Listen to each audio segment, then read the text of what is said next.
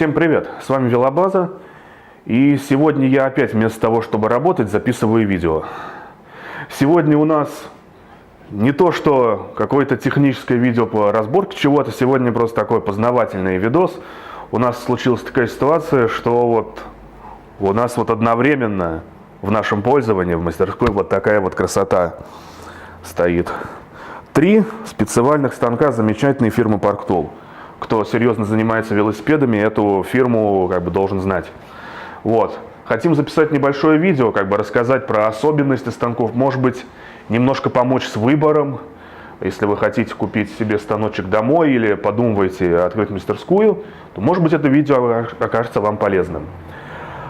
Так, ну, с чего начать? Наверное, давайте мы начнем с самой младшей модели в нашем сегодняшнем зверинце. Это, наверное, самый популярный, самый массовый специальный станок в мире.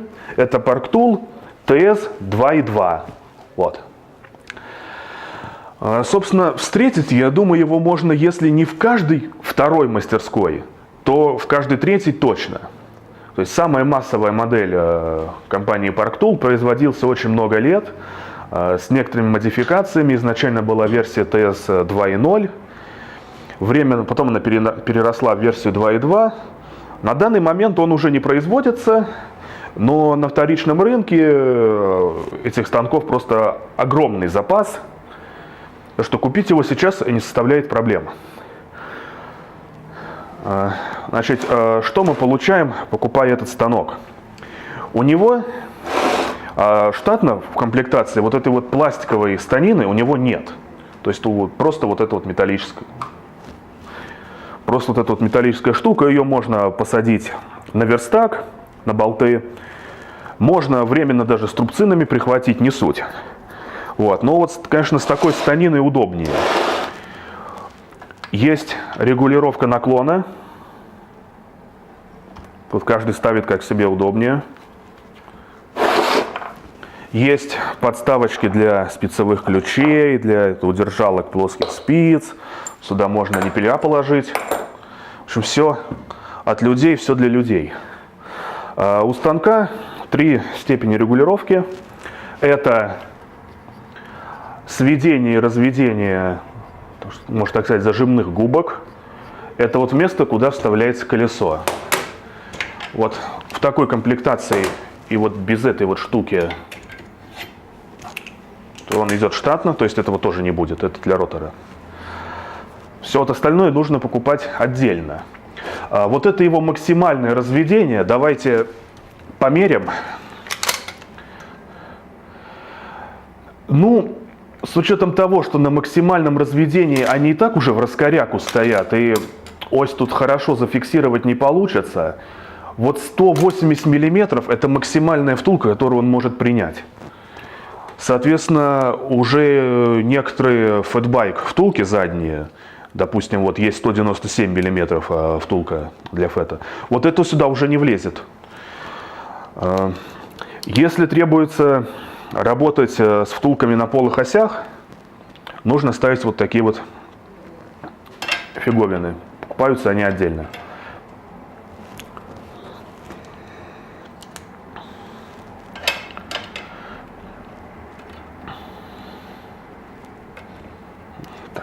Так проще. Давайте, не знаю, для наглядности поставим какое-нибудь колесо. Вот у нас есть пластмассовое Е13. Я думаю, оно нам вполне сойдет.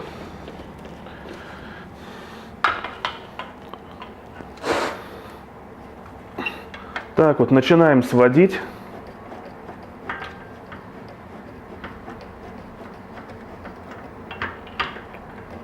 Вот так вот, колесо зажато.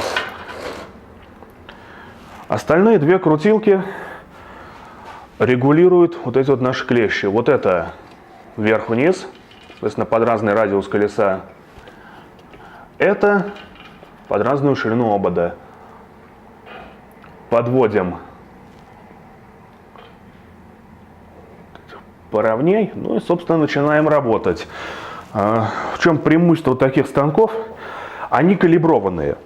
То есть вот центр вот этого будет совпадать с центром втулки, которая здесь зажата. Если вдруг такого не случается, что в принципе бывает, здесь вот оно все регулируется, то есть станок можно перекалибровать. Есть даже специальная пластина, вот такая вот лекальная пластина. По сути, вещь на самом деле не особо обязательная, и роль лекальной пластины может выполнять просто идеально прямое колесо, в котором вы уверены, если вы знаете, что у него правильный зонд, не кривой. Если оно не кривое и втулка у него нормальная, то станок можно центровать, используя ровное колесо.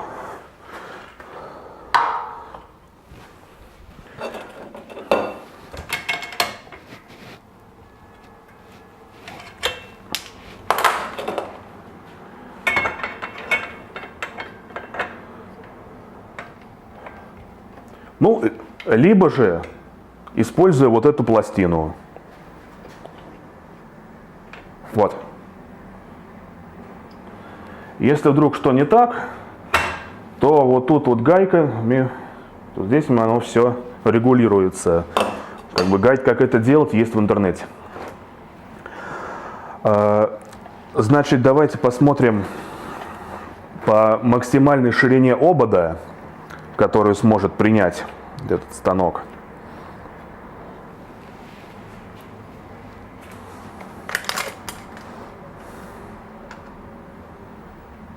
Так, ну у меня рулетка показывает 135 миллиметров, но это прям уже вообще на грани.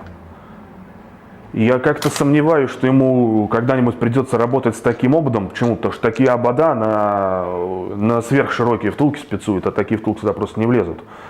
И резина как бы на таких ободах тоже соответствующая. И то, что обод-то может и войдет, но вот резина-то не войдет уже точно. Вот, в общем, если так вот подытожа, это хороший станок, я бы сказал, это отличный станок, но у него есть некоторые проблемы при работе с фэтбайками. То есть он не может в себя принять толстую резинку, он не может взять большую втулку. И вот это как бы иногда очень сильно мешает в работе. А так больше придраться не к чему. Все, ну еще, конечно, все вот эти вот остальные вот допы, их нужно покупать. То есть провилку для ротора, вот, удержалки для полых осей, там, если хотите с втулкой под лефти работать, вам тоже специальная потребуется приблуда. Вот, в общем, как-то в целом получается довольно кусучий прайс. Но станок хороший.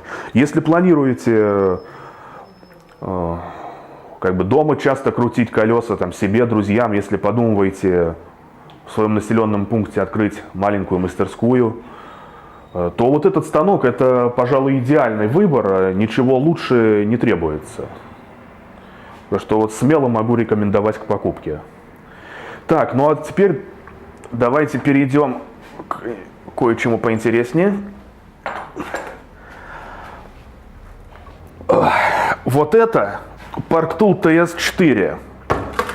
Это вот то, что пришло на смену TS 2.2. Конструктив здесь абсолютно точно такой же, как 2.2.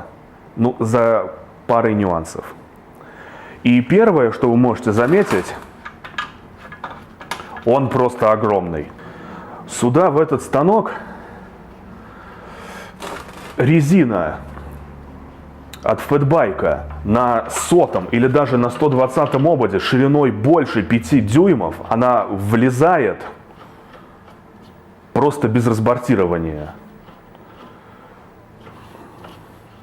В принципе, можно и с мотоциклетными колесами работать. У нас пока для него нет станины, но это все в будущем. А также у него вот есть вот одна вот замечательная особенность. У него вот здесь интегрированные упоры для втулок на полых осях. То есть вам теперь не нужны вот эти детали. Их не нужно покупать отдельно, они уже сразу с вами.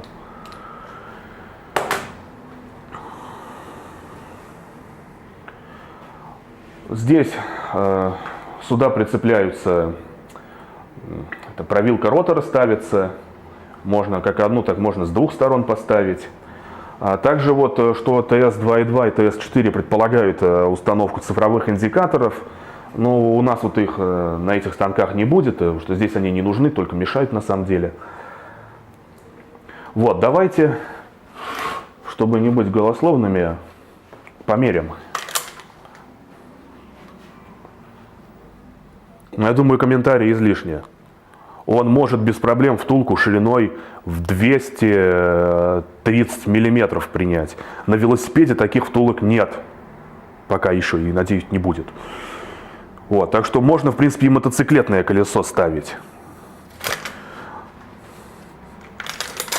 Вот эти вот пластиковые, они съемные, если что. Можно с ними, можно без них, лучше с ними. По ширине обода, ну тот же самый 135-й. Но опять же, даже на самых радикальных фэтбайках такие обода не встречаются. Поэтому пока нас это ограничивать не будет. Но самое главное, что вот здесь вот пространства у нас просто огромное количество. И нам, если вот приехал фэтбайк поправить колесико, он еще и на бескамерке, то нам не нужно разбортироваться. Это вот громадный плюс. Это очень удобно. Вот, TS4 сейчас это актуальная модель, даже нет, сейчас уже TS4 и 2 выпустили. У меня его, к сожалению, в руках подержать не удалось, но то, что я видел на картинках, это в принципе то же самое. Может, там какими-то очень мелкими изменениями. Вот, в общем, это сейчас актуальная модель Парктула. Что, значит, я могу сказать про этот станок? Станок отличный. И я думаю, что для любой мастерской такого станка будет более чем достаточно. Он прям будет украшением верстака. Вот. Для домашнего использования, если вы, конечно, не владеете фэтбайком и сами его не крутите, это, наверное, оверкилл. То есть все-таки немножко дороже, чем TS2.2. Но вещь определенно стоящая. Ну и я думаю, самый интересный на сегодня это вот такой красавец, прямиком из USA. Это Parktool TS3.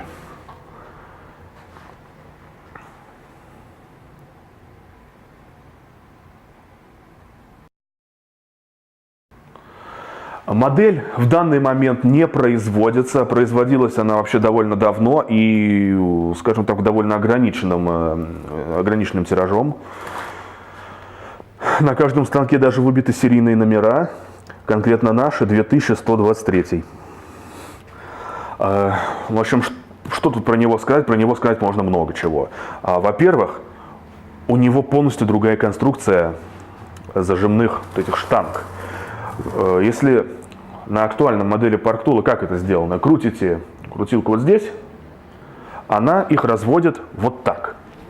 То вот тут вы должны повернуть вот эту ручку, и они, оп, вот так вот они делают. Чем вот эта система лучше? Тем, что зажимные вот эти вот плоскости, они всегда параллельны друг другу, их не перекашивает. Если вы, предположим, вот ставите какую-нибудь втулку, у которой по бокам гайки, да и вообще просто любую втулку, вот из-за вот этого перекоса колесо иногда может стать криво. Вот с этой системой таких проблем, ну не то, что абсолютно не будет, но их будет намного меньше. Минус, конечно, то, что эта ручка находится сзади. И вот, предположим, здесь стоит колесо. Что-то вот как-то неудобно. Станины он никакой готового решения он не предполагает. Нужно либо делать самому, либо крепить.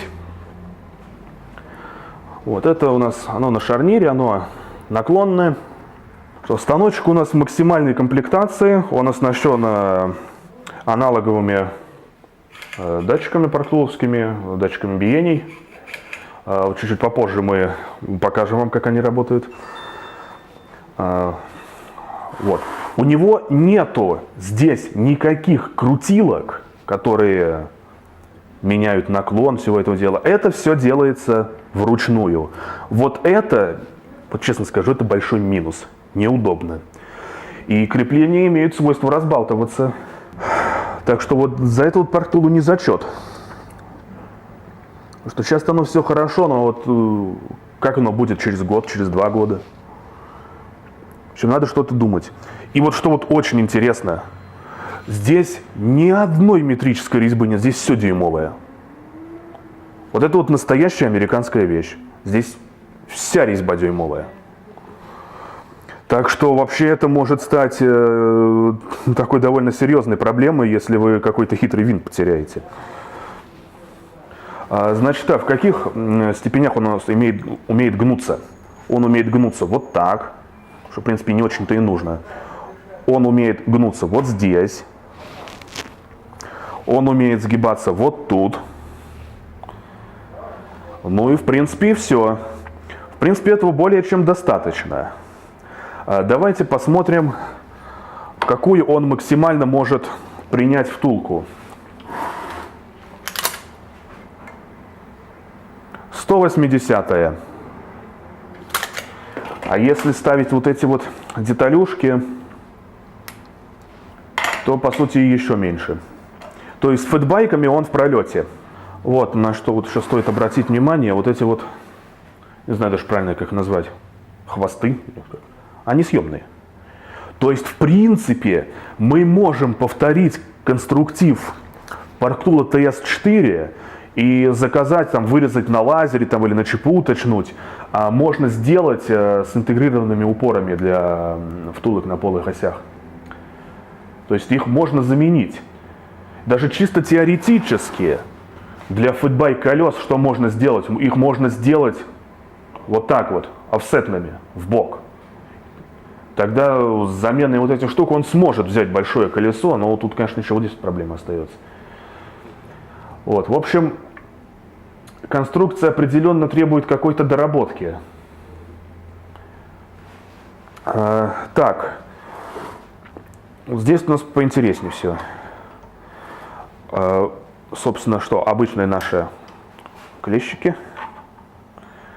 Здесь вот все вот такими вот мелкими неудобными крутилками исполнено, вот за это не зачет. Они неудобные. Давайте посмотрим, что он максимум. Вот это все, вот это его потолок. Вот эти вот, как их правильно назвать-то? В общем, эти штуки, их можно либо чуть выкручивать, либо чуть закручивать. Ну, давайте померяем так вот.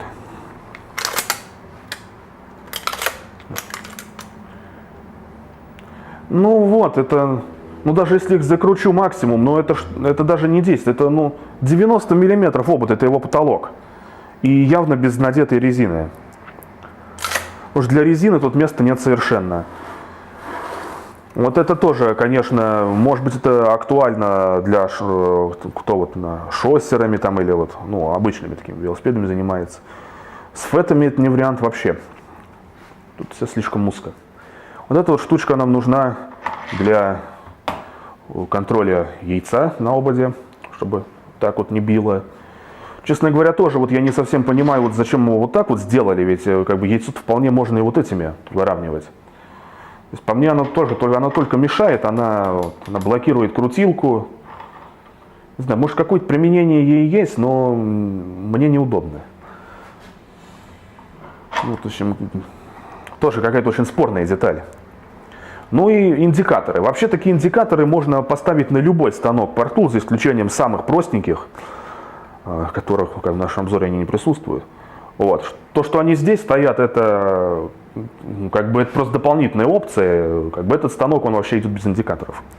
То есть их можно на TS4 поставить, на TS2.2. Вопрос, нужны ли они, это вопрос открытый. Может быть, вот для шоссейных колес под ободные тормоза, где требуется действительно претензионная точность, такое имеет смысл. Для МТБ я смысла в этих индикаторах не вижу. Но тут сколько людей, столько и мнений, каждый решает сам для себя. Давайте попробуем, может быть, ими воспользоваться. Тема-то интересная. Так. Поставим колесо. Вот. Ладно, тут я понимаю, тут неудобно, потому что он просто не зафиксирован. Но все равно ручка сзади — это провал.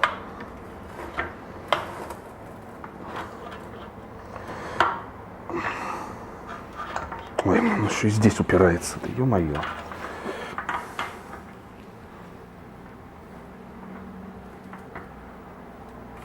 Ну вот, зафиксировали. Вот, кстати, еще вот сразу же всплывает минус. Фиксация-то по сути не жесткая. То есть это вот, что они легко потом и назад разъедутся. Ставим индикатор. Так вот. Упираем ее вот так. И, ну, предположим, пусть вот наш ниппель, это будет 0.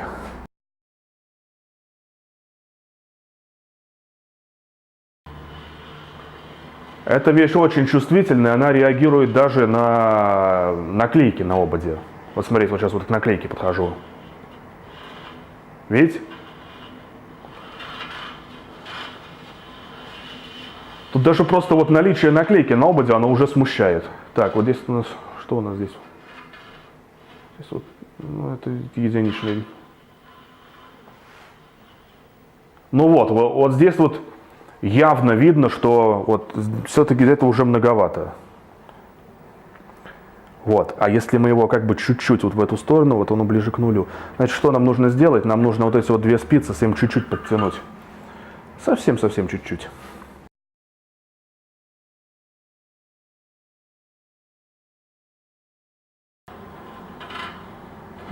Вот заусенец какой-то.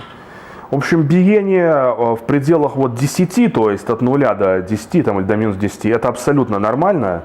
Такое даже править не нужно.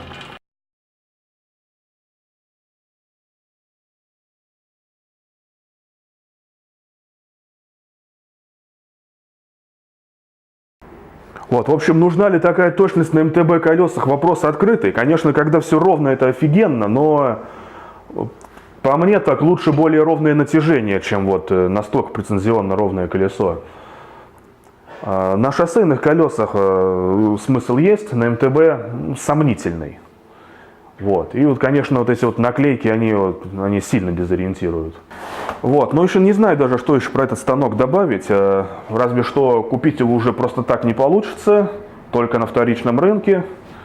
Надеюсь, что видео было вам интересным. Такой как бы мини-обзорчик. Ну еще в заключение могу сказать следующее. Если вы хотите купить что-то простое домой, вот так пару раз в год колесо свое поправить, купите что-нибудь на рынке, вот что-нибудь такое за 2000 рублей.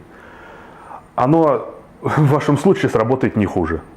С вами была Велобаза. Всем пока. Ну, точнее, до новых видео.